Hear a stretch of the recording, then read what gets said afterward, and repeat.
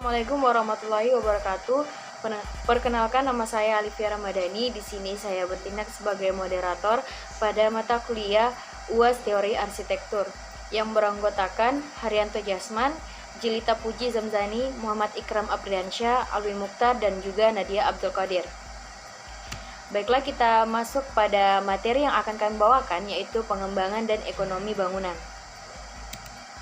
Sifat konteks pengembangan selalu berubah. Kalau dulu orang pertama-tama mempertimbangkan masalah peranggaran yang ketat, kini diperlukan suatu pendekatan yang lebih luas. Pendekatan yang baru ini juga meliputi yaitu penggunaan alternatif sumber daya lahan, faktor pemasaran dan fasilitas, sistem bangunan dan metode konstruksi pengganti, dan juga energi, biaya daur hidup, dan akibat pajak. Adapun peran arsitek dalam konteks pembangunan yang baru ini menentukan dan sangat berbeda dengan apa yang biasanya berlaku. Keputusan-keputusan konsep, gaya, dan bentuk diantaranya dapat didasarkan atas suatu susunan landasan ideologi yang lebih luas. Kita masuk pada poin pertama. Silakan untuk Saudara Jelita Puji Zamzani bisa melanjutkan materinya. Selanjutnya, proses pembangunan. Dalam arsitektur, proses pembangunan dibagi menjadi 5 tahapan penting. Yang pertama, pemilihan tempat, kelayakan dan pembiayaan, pemasaran, desain dan konstruksi, dan daur operasi atau hidup. Yang pertama, yakni tugas pertama atau tugas utama pelaksana ialah mencari suatu tempat yang cocok dengan menyaring banyak tempat dengan banyak kriteria yang harus diperhatikan dalam keputusan pemilihan tempat tersebut yang meliputi hal-hal berikut.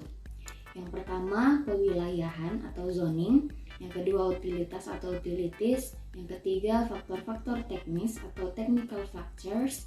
Yang keempat, lokasi atau location. Yang kelima, estetika atau estetik. Yang keenam, komunitas atau community. Yang ketujuh, pelayanan kota atau city service. Yang kedelapan, biaya atau cost. Oke, saya akan melanjutkan materi. Menetapkan kelayakan dan memperoleh biaya.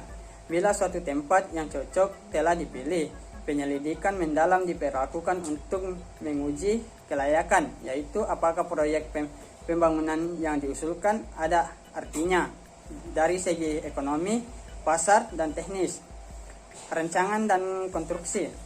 Rancangan terperinci bangunan kini dapat berlangsung diikuti oleh konstruksi.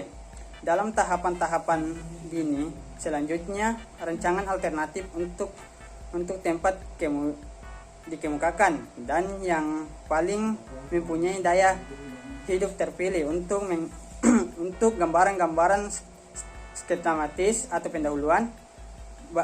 Bagian-bagian ini kemudian diubah sesuai dengan peninjauan para peminjam, konsultan, dan komunitas, kemudian diperhalus oleh arsitektur.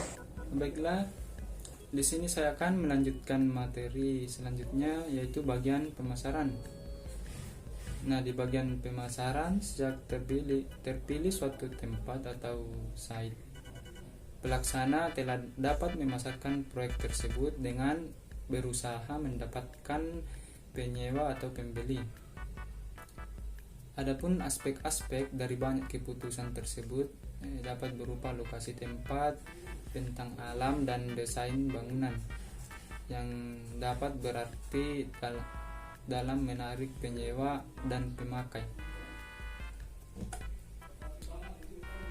Selanjutnya, untuk operasi bangunan merupakan masa terpanjang dalam daur hidup proyek, mungkin dari 20 sampai lebih 100 tahun. Bangunan tersebut sekarang hampir sepenuhnya dihuni para penyewa, membayar sewa, dan sang pelaksana yang kini menjadi pemilik membayar pengeluaran proyek seperti misalnya air saluran, pembuangan, gas, pemeliharaan, dan biaya-biaya administrasi lainnya. Yang berikutnya adalah arsitek sebagai pelaksanaan, yaitu suatu kecenderungan.